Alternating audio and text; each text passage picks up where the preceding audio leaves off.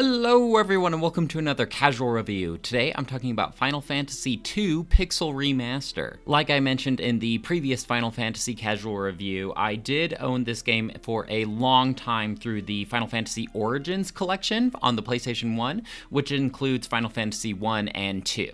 However, I really didn't play that much of Final Fantasy 2 because I always told myself that I could play it once I beat Final Fantasy 1, and I never actually did that. And so I really only played maybe like half an hour of Final Fantasy II. That being said, I did play through all of Final Fantasy II Pixel Remaster on my cell phone before I got this collection for the Nintendo Switch. There's a lot of differences between this game and the first Final Fantasy game. For one, you kind of play a pre-made party with some suggested names rather than customizing your own entire party. You can still change the names of the main characters, but usually I just use the intended recommended names for my guys whenever they are available. This game is also pretty unique compared to other Final Fantasy games in that you play 3 main party members, but the 4th slot in your party is kind of like on a rotating basis, where oftentimes characters will join and leave your party periodically throughout the story. To start out with, you play as Firion, Maria, Guy, and Leon. You're basically like refugees from this giant war, and as you can tell, there is a lot more story in this game compared to the first one. I think I read somewhere that the creators of Final Fantasy were heavily inspired by the Star Wars series, and I can totally believe that. Where in this game, the main antagonist is this evil emperor who controls this giant ship called the Dreadnought, and you are basically these refugees that end up joining up the resistance in order to reclaim the land from the evil emperor. Now, Leon leaves your party pretty early on in the game, and so for most of the game, you really won't be seeing too much of him. As far as Firion, my recollection of him in the past is he's on the cover of the Final Fantasy Origins case. I always thought that he looked pretty cool and pretty unique compared to like most traditional fantasy type games. But really, I would argue that the main character in Final Fantasy II is Maria. She seems to get a lot more dialogue in terms of the game and a lot more story beats.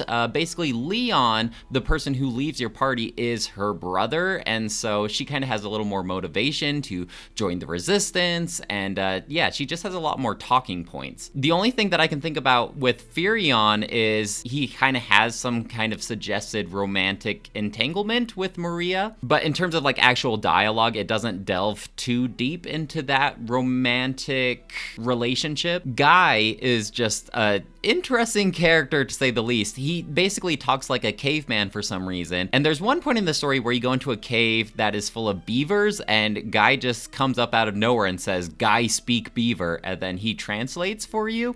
We don't get a lot of backstory about him, but he's just an interesting caveman that is a part of your party, I guess. I kind of have a love-hate relationship with this 4th party member rotating kind of system because I feel hesitant to invest in leveling up this character and equipping them with gear and really personalizing them, because you just never know like how long you're going to have this party member, and it's like, what's the point of investing all this time and resources in this 4th party member when eventually they're just going to leave your party or die or whatever. And especially like late in the game when my other 3 characters are super leveled up and this 4th party member joins your team, they're super weak comparatively. That being said, narratively it is kind of interesting having this like rotating party member that has a lot of speaking roles, and you do kind of get an attachment to them, so when they leave it's kind of sad, or when they die it's pretty emotional. Now, this game is often criticized for its combat system, its leveling system specifically, because it is fairly unique compared to most other RPGs. In most other RPGs, like Pokemon or Dragon Quest, when you reach the set amount of experience, you level up, and then basically all of your stats go up at least 1 or 2 points, and then you can adjust those stats through your equipment. In this game, how it works is basically the more you use a certain type of skill, the more that particular skill levels up. There's not necessarily like overall levels or experience points here. It's more like, hey, if you use an axe over and over again, your character will become more proficient with axe. Or hey, if your character casts the spell fire over and over again, your fire spell will progressively get stronger. And I actually really do like this idea, and I wish that more modern games would try to refine this leveling up system, because it makes sense. Like, the more you get practice with something, the better you get with it.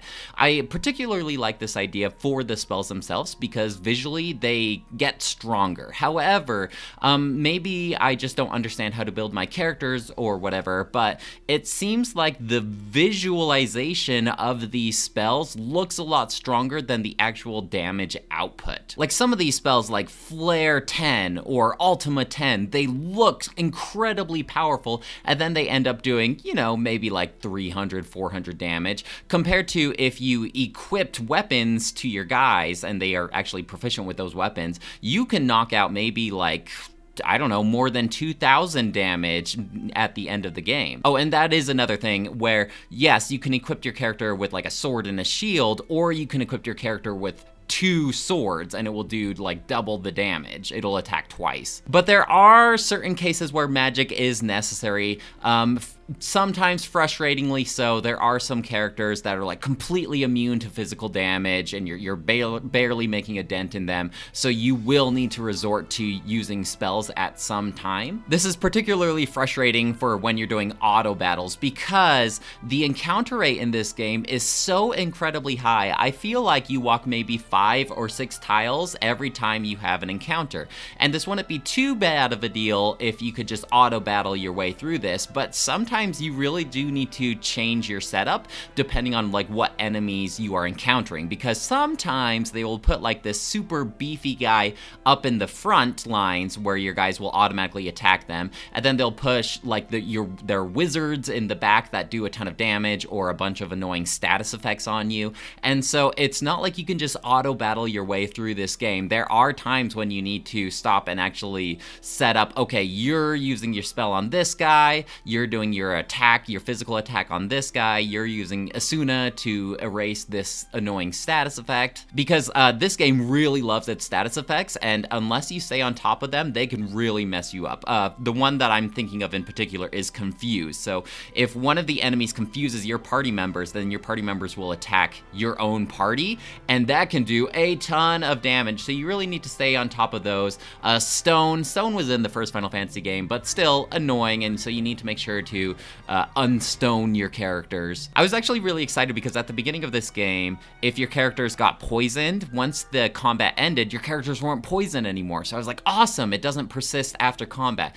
No, they have poison, which goes away at the end of the combat, but they also have venom, which will persist. And so you'll definitely want to level up your Asuna spells to eliminate any kind of like harmful status effects. There's also like these battle formations where you can tell your character if you want them to be in the front lines or in the rear. Basically, if you have like a ranged type of character, you'll want them in the rear so then they take less damage, but they can also whip out that damage. But if you have a character in the back formation and they're using physical attacks, like where you need to be in close proximity, you're not going to do as much damage. And so in terms of like customizing my characters and really building them, they kind of just devolved into being a jack of all trades. Like, all of them were using magic, all of them were using physical attacks.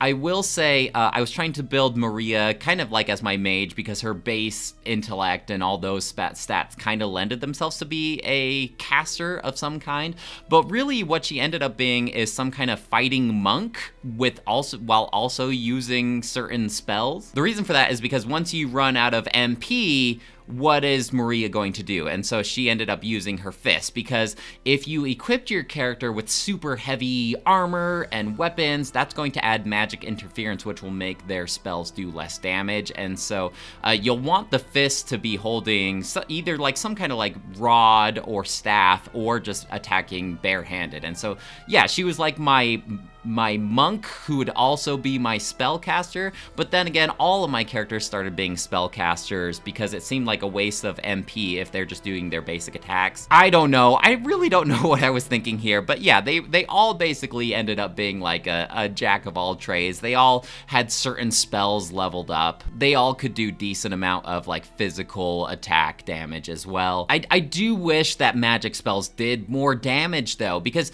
in this game you kind of have the choice whether to single target an enemy with a magic ability or like target everybody with the magic. And in the first Final Fantasy game, this was incredibly beneficial to have like your black mage just doing these big AoE attacks to hit the enemies when there were like 8 enemies on the board. But in this game, if you're doing like an AoE spell damage, you're only doing about 100 damage to each enemy at the end of the game. And so really like spells just didn't feel that strong to me. Even though visually it was exciting seeing them getting upgraded, the visuals did not match the damage. The equipment was pretty interesting, especially now that I know that each piece of equipment has like a description and then the actual stats. And so I was able to find some interesting items here, especially if you follow along with a guide. There's a particular sword that I want to talk about that can be potentially very broken, almost borderline cheating, depending on who you ask, and it's called the Blood Sword. And I'm not exactly sure on the statistics of the Blood Sword, but how it works is it basically has like lifesteal, but depending on how much health the enemy has is like how much damage the Blood Sword does. And so if you're using the Blood Sword on like a basic weak enemy, it's gonna do 0 damage. But at the end level boss that you're fighting, it's going to do like 7,000 damage. And so it made the final boss particularly easy, which is okay with me. Sometimes it's fun using like a broken piece of equipment. I still think I could have beaten the final boss just because I never really skipped encounters and my guys were way over leveled, I think. But it would have taken me a lot longer of a time unless I used that Blood Sword. The dungeons themselves were particularly long. Like, you really needed to equip your party with a ton of elixirs if you are going into some of these end-level dungeons, because they can last a very long time. And by the end of the game, you do encounter enemies that can like automatically KO your party members, and so it can be frustrating. Now, the Pixel Remaster kind of eliminates that danger because you can turn encounters off if you want to, but then you're kind of in danger of becoming under-leveled if you utilize that feature too much. But some of these dungeons will last a really long time, and they extend the length of those dungeons because this game is infamous for its like trap doors.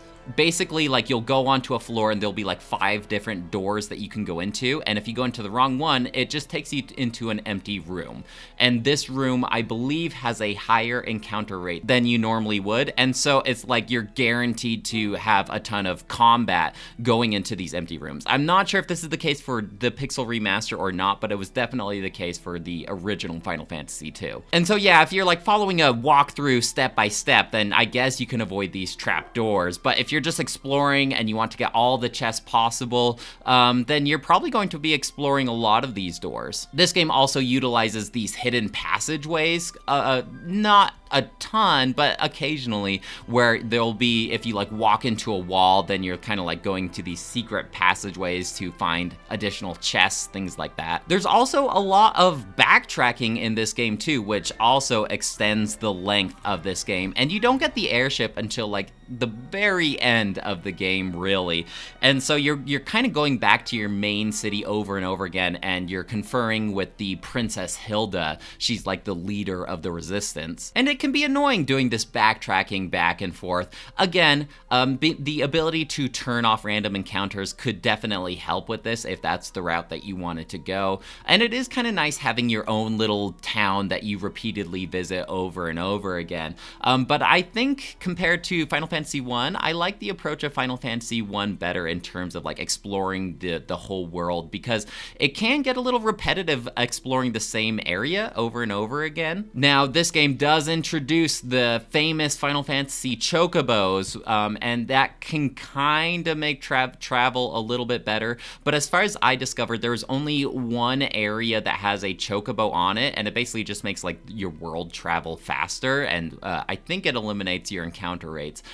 So something of note, but really not something that is too prevalent in terms of the world exploration. This game also has an interesting mechanic, to say the least, where you can, when you're talking with certain people, you can learn keywords, and then you can use the keywords that you learned to ask about certain things, and therefore getting more information or getting access to certain items. You'll definitely need to interact with this system in some way in order to progress with the main story. Occasionally you'll encounter like key items, and you have to like present these key items with certain people or certain objects.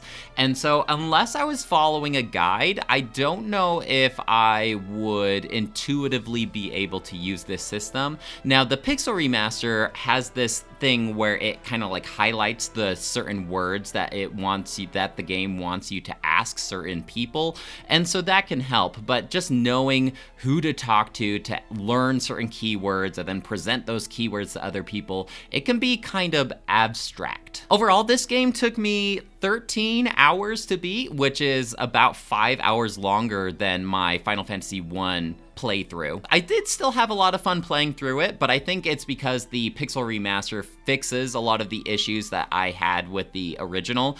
I don't think I ever would have beaten the original without these additional features. So yes, I can see why so many people dislike Final Fantasy II, but if you are one of those haters, I recommend playing through the Pixel Remaster because a lot of its quality of life features fix the issues that you probably had with it. And tie that to following through a walkthrough, and I think that playing through this game is actually fairly manageable and enjoyable. I'm going to give this game a 3 out of 5. That's the same score as Final Fantasy I. I do think, though, comparing the two, I think I like Final Fantasy I better, although there are some features in this one that I did enjoy more. Either way, I plan on hopping into Final Fantasy III soon, the introduction of the Onion Knights. From what I remember, they seem to really rein back on the story beats in Final Fantasy III. Well guys, that's it for me. Let me know if you have any questions or comments about Final Fantasy II Pixel Remaster, and I'd love to hear what you have to say. Otherwise, I'll talk to you later. Bye!